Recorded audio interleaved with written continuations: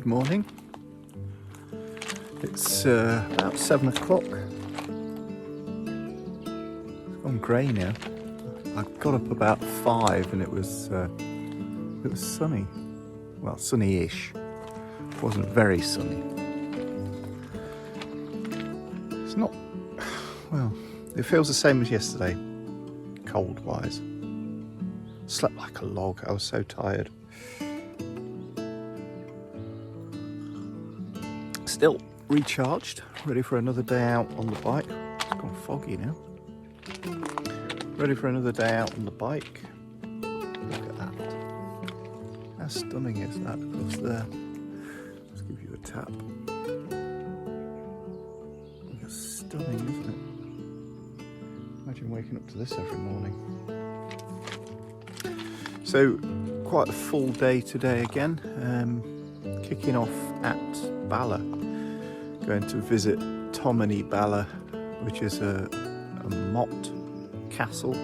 So we're going to go and have a look at that this morning. Won't take long, and then we're going to hit the road, head up to Barmouth. Looking forward to Barmouth. Get next to the sea again. It's going to be chilly though. It's going to be chilly. You can see how chilly it is because of the steam coming out of this gas flue. Look at that. And you can see my breath as well. So yeah, another cold day on the bike. More layers today. God, steamed up again. Really comfortable bed. Slept very well in Megan. Jimmy's there, ready for the off, look. Ready for the off. Fantastic yesterday. Just comfortable as well. A lot more comfortable than you would think for a cheap bike. All you can hear is the birds around here. Well, apart from whatever it was that just drove up the road as well. It's so peaceful. There's only me staying here. There's that cottage next door. That's the end. That's the end of the shower room, and there's a little sauna as well. You can have a sauna if you want, but it's quite expensive for them to put it on. So they do make an extra charge for that. I'm not that bothered. I love a sauna, but I'm not that bothered while I'm away. It's not going to change my life drastically. So I'm going to finish my coffee. I'm going to go and get scrubbed up. Get some lenses in. And then I'll see you out on the road. See you in a bit.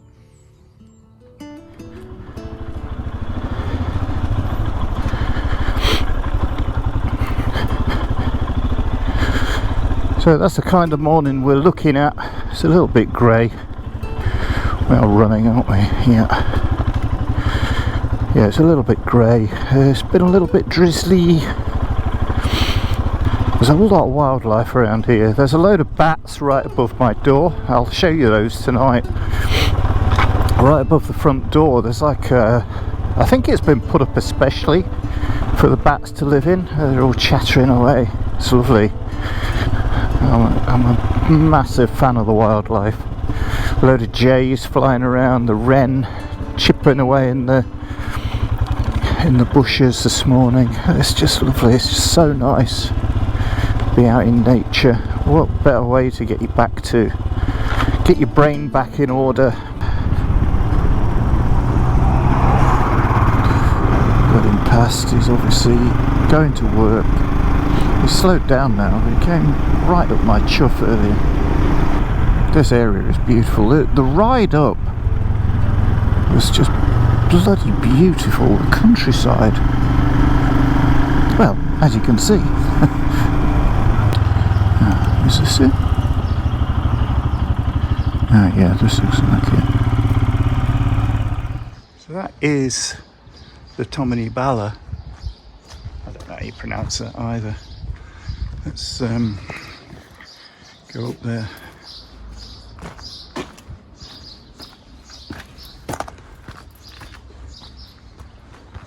I don't know what this scarf is all about.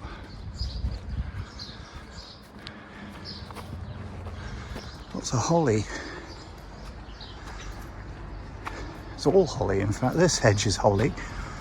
That's all holly. That's all holly. That'd keep you out, wouldn't it?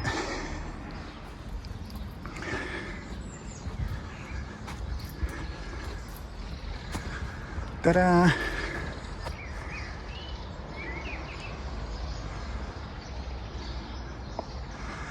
Big sycamore right in the middle of it.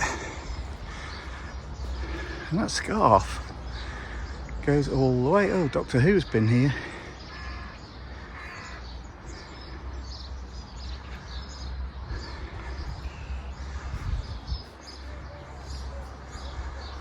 And then that's the old town down there.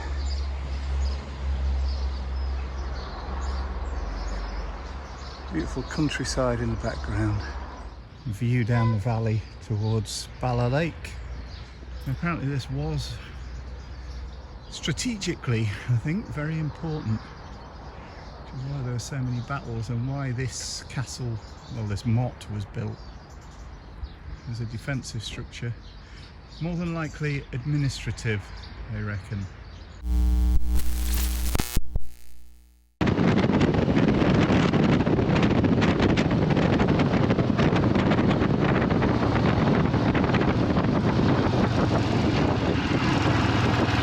This was just the start of my microphone issues today. The camera was only recording on the external mics on the media mod.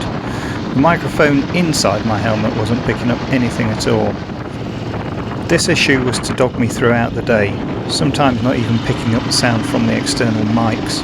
Possibly I caught the mic lead at Tomen Bala and it either wasn't in or out of the port, therefore not really recording anything.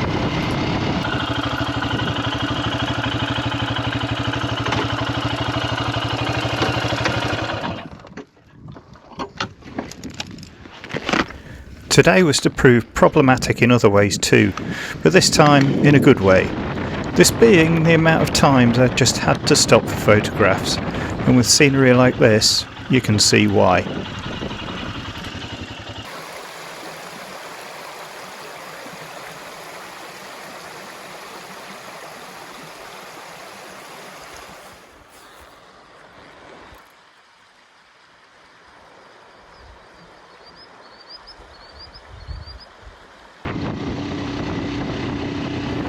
This road had endless views and stunning scenery with forests and winding roads. It really had it all and was a major highlight from today's ride, which was a tough one because there were just so many.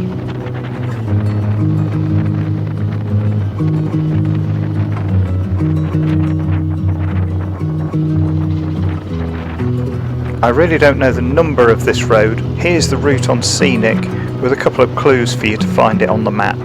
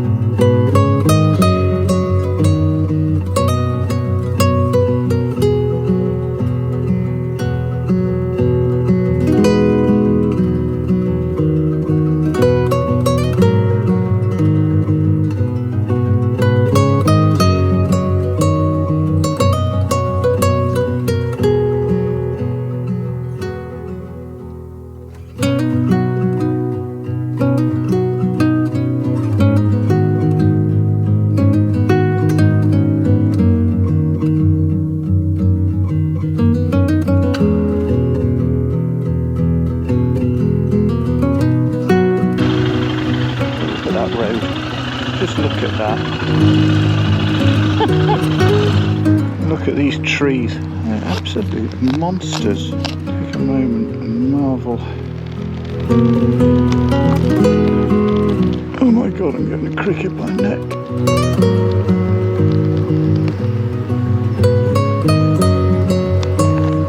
They are so super massive. Quite a lot of them along this road. Look how thick that trunk is. Well, that'll give you an idea. That one near the bike.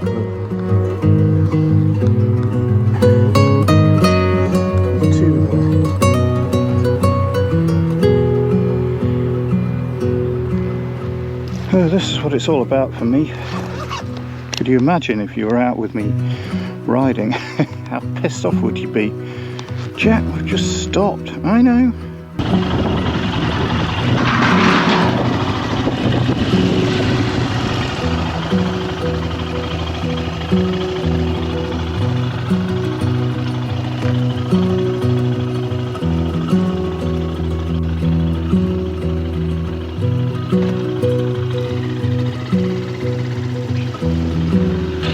Yellow.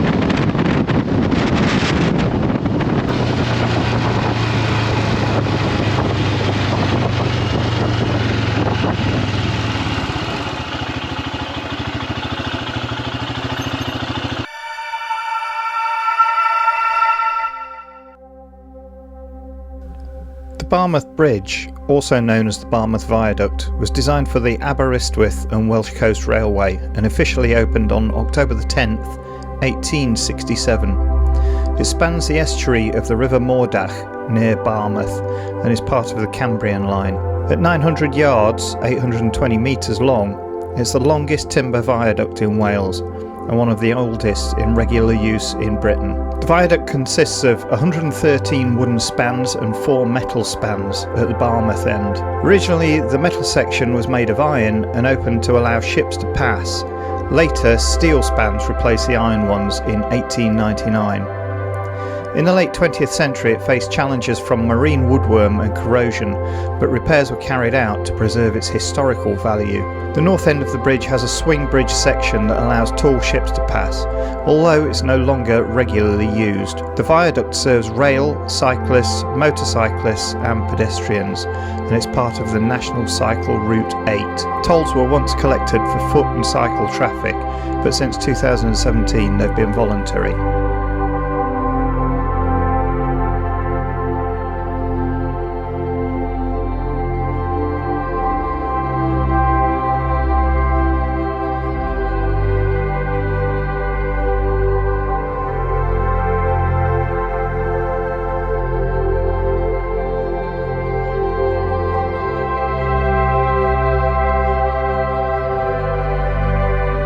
That was most excellent.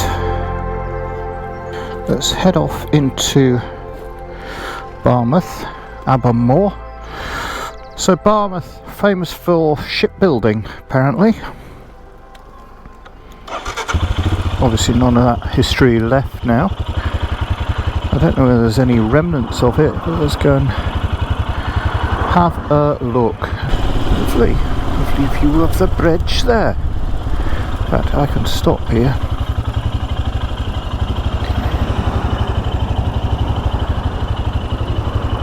Porkington Terrace. What a great name.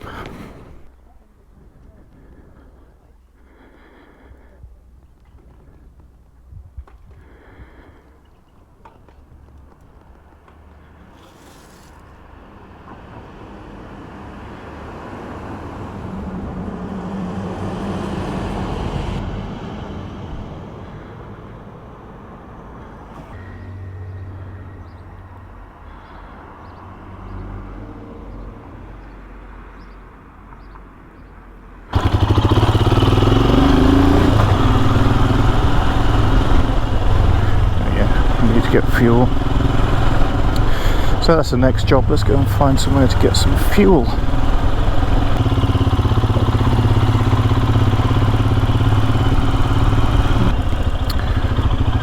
Nice little place, isn't it? Barmouth. Nice little place. Is that a relic from the shipyard days? Harlech. Go left for the fun fair. Carousel, now called Arousal. Arousal Cafe. Yeah, nice little place, Barmouth.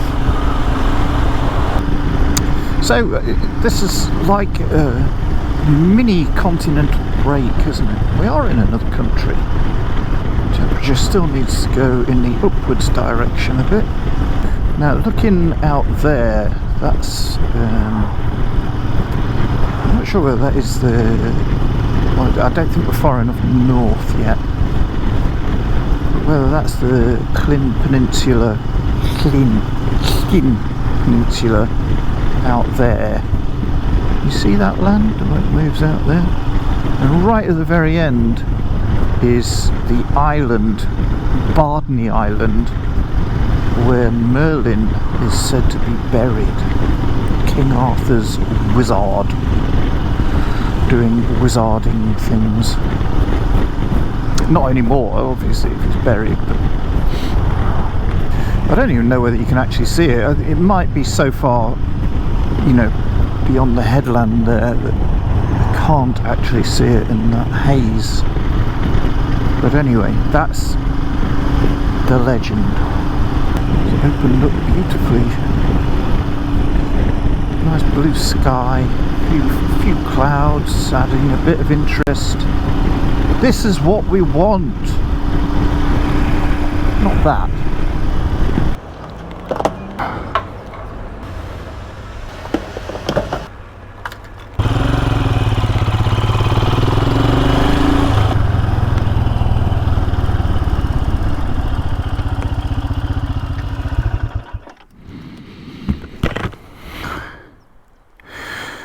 Pleasures of owning a motorbike. Just park the buggers anywhere, can't you? Oh, that's a nice house. Probably was a nice house. Lloyd's coaches. I've not seen Dave's coaches yet.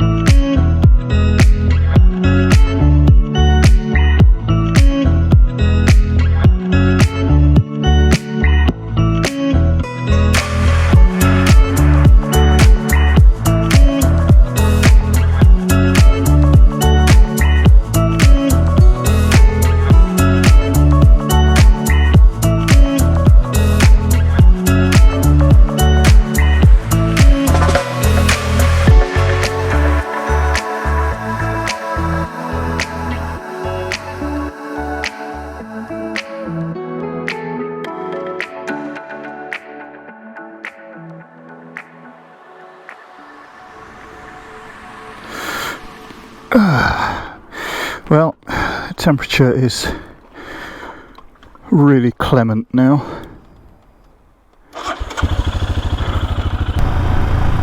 There it is. That's Harlech Castle.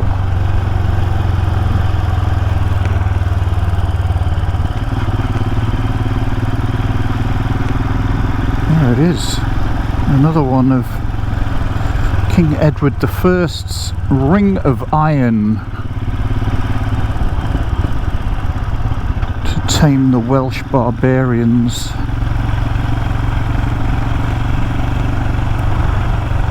Very, very impressive.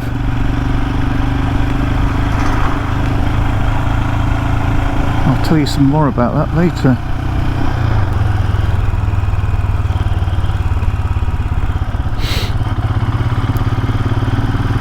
So we're visiting 3 of his castles today. The last one at Beaumaris is famously incomplete because I think he ran out of money and interest in the project. They were so expensive to build.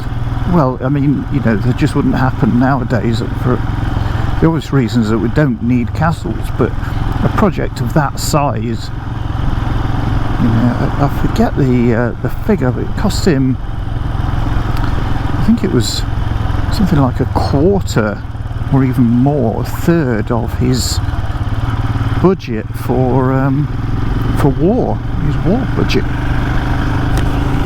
which was a stupid amount of money to spend. But you know, kings will be kings. I can't recommend this type of break highly enough to people. Just get away. Get away. Go on your own. You know, I see this all the time about people wanting to come on rides with me. That's fine, you know, domestic rides, but there's times when I want to be alone. You know, I'm at work all week, I'm busy all week, I'm interacting with people all week, I'm, you know, following orders all week. To get out like this and just not have those restrictions on your life, just to be able to get out and have a different set of restrictions on your life. But it's just fantastic. You know, lose yourself in the photography, lose yourself in the filmmaking, in just, yeah, being out here on the bike. You don't have to be interested in photography even to do this, you know, but if you have got half an interest in photography, then, you know, stoke those fires of interest, stoke that furnace, get your arse out here, well, out anywhere, and just enjoy. No stress. The problem is with going with other people, I do love it, I love going away with the guys, but you know, I wouldn't be able to do this if I was away with everybody else. I'd be on my own, you know, they'd just be gone because they wouldn't be pissing about waiting for me. Maybe I should just tell them to do that, but then there's no point in going away with the guys, is there, you know? I really enjoy that, but this is next level pleasure. I would recommend it to anybody. Just get out there on your own, learn about yourself, what makes you tick, and just slow down, let your brain slow down, so you're not thinking about, you know, the next project, the next job, the next this, the next that, getting your chores done. There's a different set of chores out here, and they're all pleasurable because, you know, when you get back to your camp, wherever it is, then you can, you know, plug your stuff in, download your data. It's a different set of chores, and you know that data is going to be superb, isn't it? It's going to be superb. I know mine is today. It's absolutely top shelf, and I don't mean that top shelf, I mean a different top shelf altogether. But you know, that other top shelf is good. Look at that landscape. So stunning. This is Snowdonia National Park ahead of us now. Oh, look at that. Oh, superb. Look at that. Absolutely stunning.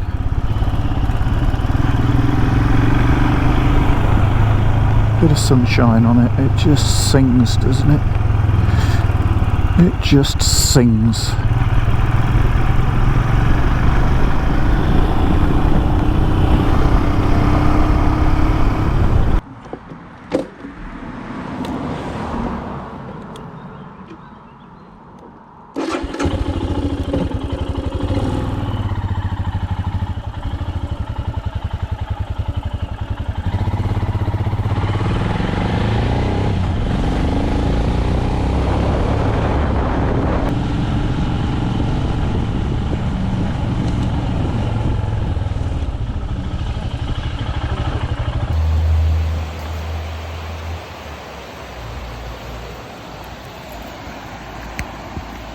down to the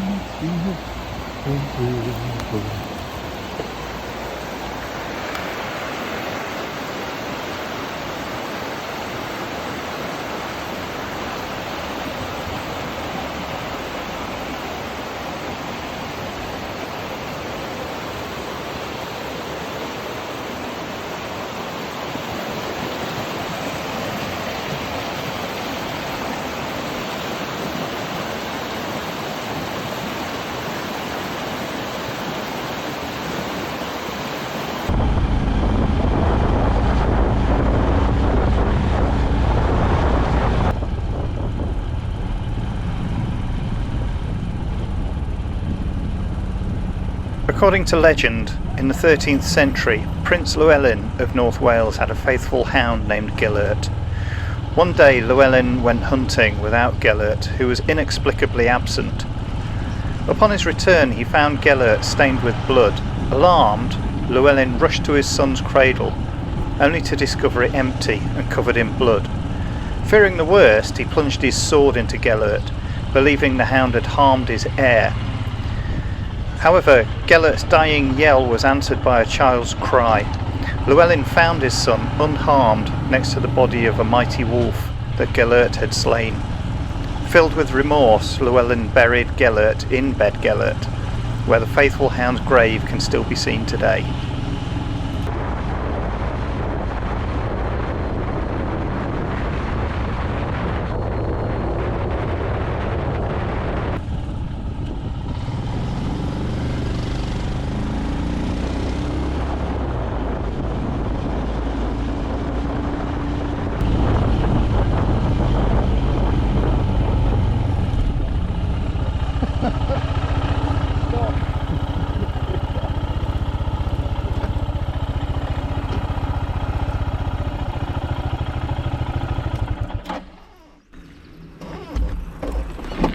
Bloody hell. Yeah, I might have to cut something short today. I'm not going to get around everything at this rate.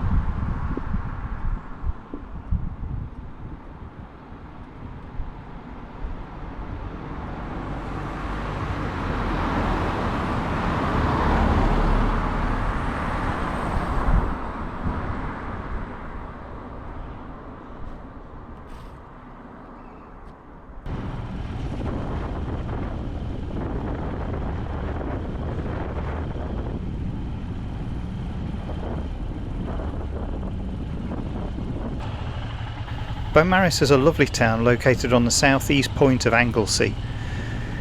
It has a busy centre with shops, cafes, pubs and restaurants.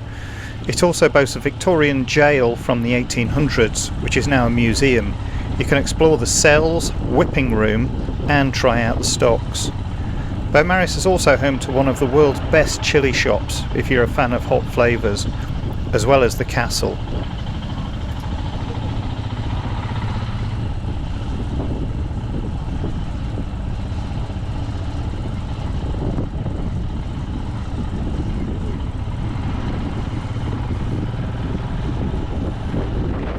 Just through the town and the views across the bay are amazing.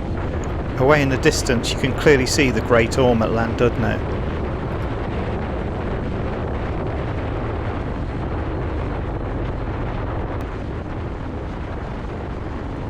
And then all of a sudden it was time to head back to camp. Across the bridge, over the mountains, through the valleys, with the occasional stop for photos and a rest next to a river.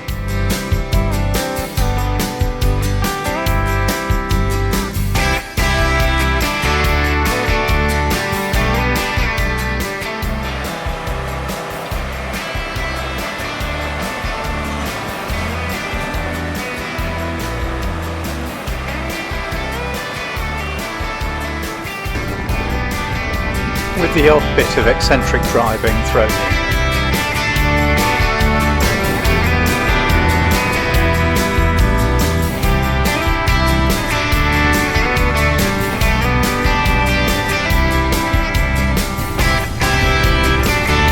Making a quick stop off in Bala for supplies before heading back to the shepherd's hut. Well, good evening.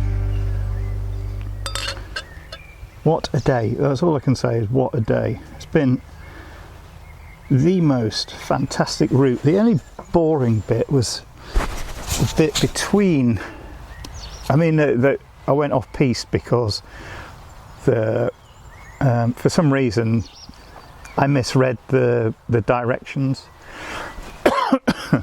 So I ended up going off piste anyway. The boring bit was between the Menai Bridge and a bit further south, what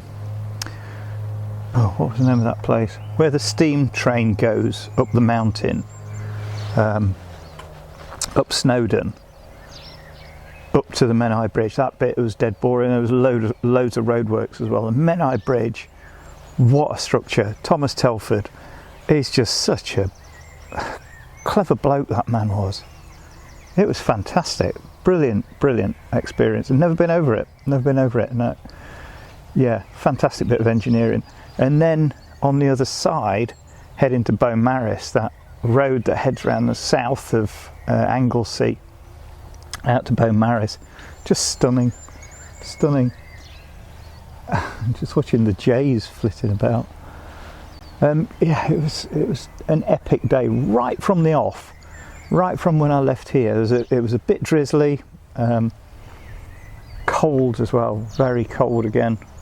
But then through the day it's just warmed up, and now look, t-shirt and shorts, sitting here talking to you guys. It's lovely, it's absolutely lovely. It just got warmer and warmer throughout the day. But it's just been epic, Visited some brilliant places. Where did we start off at? Tomen y Bala, we started off there. There's not much to it. It's an earthen mound that's covered in grass, holly all the way around it, holly trees on it, holly bushes, and then someone had draped a scarf all the way around from the bottom, because it goes up in a spiral to the top. It's worth a visit. There's not a lot there, but it's worth a visit. But this scarf goes all the way to the top. I don't know who's done that. Epic effort, epic. So yeah, we did that, and then we got on the road and started heading north. Where did we go to? Barmouth. Lovely little seaside town. Yeah. So, Barmouth grew around the shipbuilding industry. Bustling harbour with shipyards stretching along the Moordack estuary. The town's maritime heritage is still evident today. I didn't see much of it, to be honest. Hello. Hello, good evening. You all right? Yeah, you look very comfortable there. I am. It's lovely. Just wait for the owners to go. I thought I was here on my own, to be honest, because I went and had a shower and then I was sat out here in the buff. Right, anyway, where did we get to? So we did Barmouth, which was lovely, and then we went up the coast a bit to Harlech Castle. Again, one of King Edward's castles, part of his Ring of Iron, built between 1282 and 1289, and as part of his campaign to conquer Wales. These Welsh, you know, they were, well, yeah, a bit rough. Unclear where the name Harlech comes from. There's a couple of different theories. Possibly Ard-lech, it says. Ard means high, lech means rock or slate. There are other explanations. We didn't do Conwy today, but we did see it yesterday. Again, built by Edward I. And then Beaumaris Castle. It was lower than I imagined. I expected it to be sort of big. It was famously unfinished by him because of dwindling funds. And Edward had no intention of changing what it looked like. So the compromise was that they just stopped building. Yeah. Built in the late 13th century and was the last castle in the Iron Ring built by Edward I. Beaumaris was intended to be the largest and most magnificent of them all. However, thanks to dwindling funds and with no intention to change the design to fit the budget, therefore it became an unfinished masterpiece. Captured in 1403 by Owain Gwyndr, Prince of Wales, the Welsh Prince of Wales, then captured again by the Roundheads during the Civil War, and then, you know, we came back down again. But it has been such a stunning day. I've absolutely loved it. Because it wasn't that many miles, and the reason I'm sitting this way around is so you can see the view tonight. It's only fair, isn't it? Yeah, it wasn't lots of miles starting mileage, so you'd think you'd knock that over quite easily. And it did say that we would be done by 12:30, I think.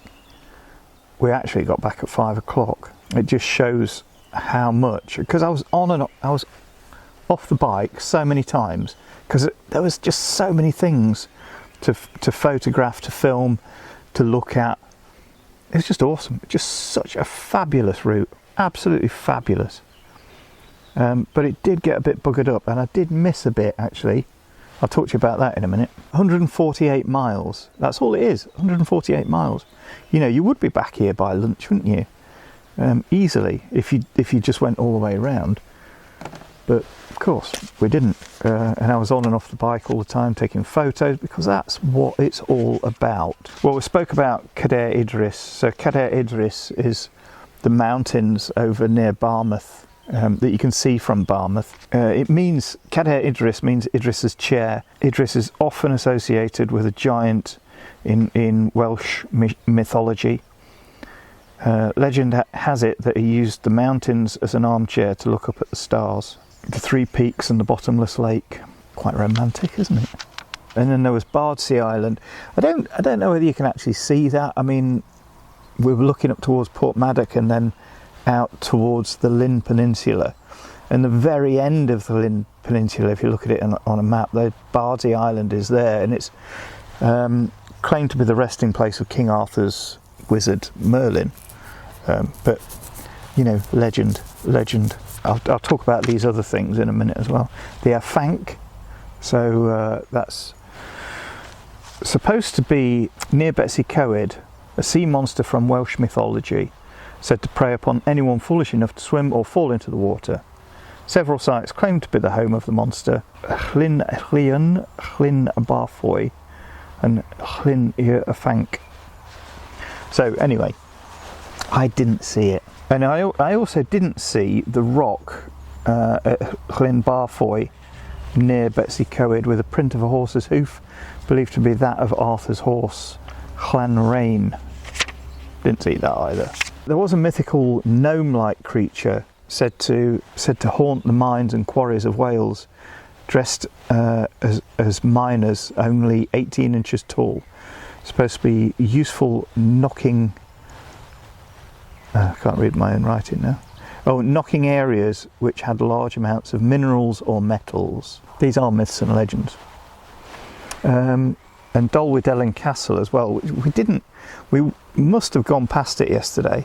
Dolwydellen Castle, built in the 13th century, linked to Prince Llewellyn ap Lorworth, also known as Llewellyn the Great, ruled from 1201 until his death in 1240. Dolwydellen Castle served as a lasting memorial to his leadership and influence.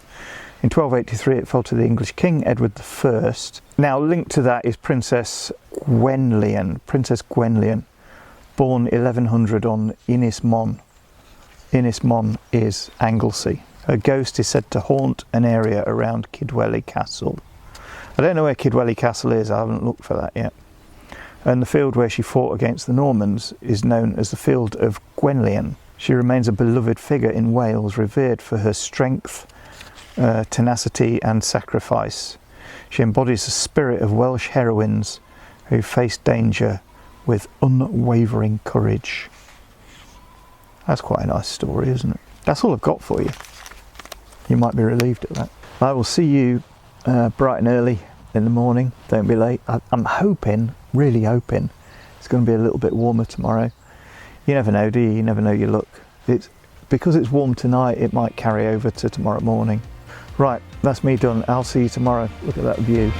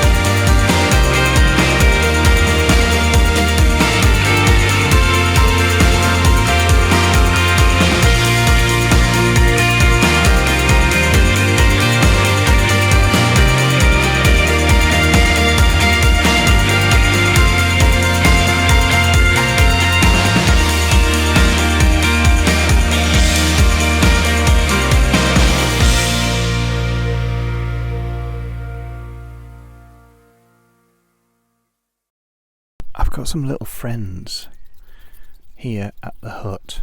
One of them is down here. There she is. Don't know what her name is. Lovely little cat. But the other ones live up here. They live up here. Now, take a listen.